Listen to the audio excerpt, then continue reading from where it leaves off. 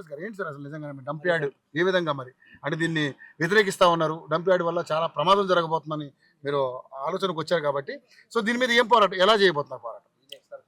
నేను ఇప్పుడు 2001 నుంచి 2011 వరకు సర్పంచ్గా కొనసాగించిన సార్. ఓకే.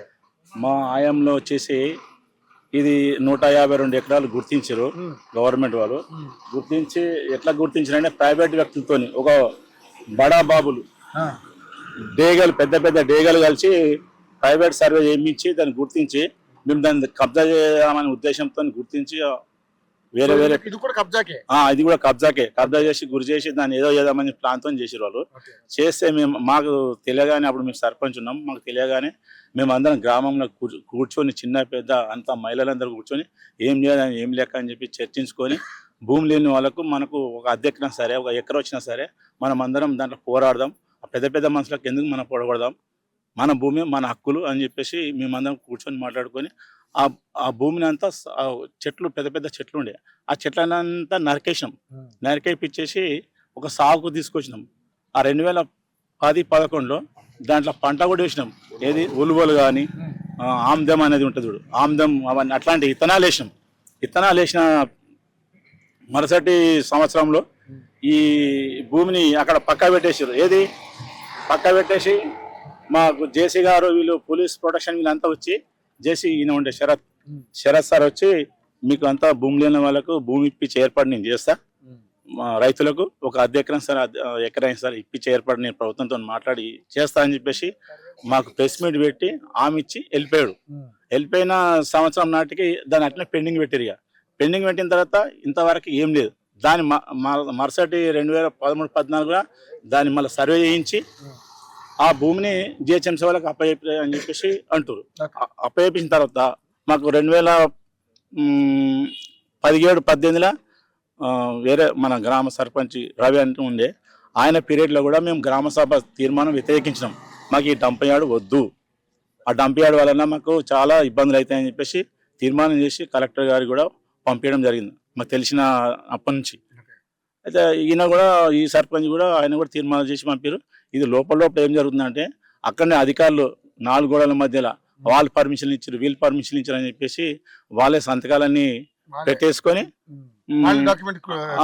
క్లియర్ చేస్తారు. అయితే గ్రామంలో ఏంటంటే పలానా వ్యక్తుల మీద ఇట్లా పెట్టిరు అట్లా పెట్టి అని చెప్పేసి అపోహలు లేపుతారు తప్ప అది ఎంతవరకు నిజం కాదు, పచ్చి అబద్ధం అది. సో మరి ఇప్పుడు అయితే ఏరియాకి సంబంధం లేని వ్యక్తులతోటి సంతకాలు తీసుకున్నారు. మా ఏరియా లేని వ్యక్తులతో సంతకాలు తీసుకున్నారు. అయితే ఈ డంప్ యార్డ్ ఆగేంత వరకు మా గ్రామం కానీ మిగతా గ్రామాలు ఇంచుమించు ఒక 20-30 గ్రామాల నుంచి కూడా అందరు మాకు మద్దతు తెలుపుతారు. జేఏసీ కమిటీలు కూడా ఏర్పాటు చేసుకున్నాం. ఆ కమిటీల ద్వారా కూడా మేము ఎంతవరకైనా రైతు జేఏసీ ఎంతవరకైనా మేము ఆపుతామని చెప్పేసి గ్రామాల ప్రజలు కూడా అందరూ మహిళలు యువకులు స్టూడెంట్స్ అందరు కూడా మాకు కూడా మద్దతు తెలుపుతారు. అది తరలించే వరకు మనం పోరాడుతూనే ఉందాం అని చెప్పేసి మాకు తరలించే వరకు పోరాటం కొనసాగుతాం. శాంతియుతంగా ఇప్పుడు పోరాడుతున్నాం.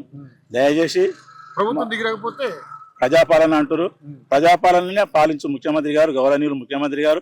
నువ్వు ఎందుకంటే మీరంటే మాకు గౌరవం. ఇప్పుడు ఇంతకుముందు హెల్త్ మినిస్టర్ కూడా ఆయన కూడా మేము వినతి పత్రం కూడా ఇవ్వడం జరిగింది. గత 6 నెలల కింద ప్రజాభిప్రాయ సేకరణ కూడా తీసుకొని అక్కడ వచ్చి అధికారులను పంపించి సంతకాలు తీసుకొని పునఃపరిశీలన చేసి మీకు ఓకే అయితేనే చేస్తాం, ఓకే కాకపోతే దాన్ని రద్దు చేసే ఏర్పాటు నేను సీఎం గారి దృష్టికి తీసుకుపోతానని చెప్పి మాట ఇవ్వడం జరిగింది. అలాంటి పెండింగ్ పెట్టి రామ్కి సంస్థ వాళ్ళకు అమ్ముడు పోయేలా ఎట్లనో తెలియదు.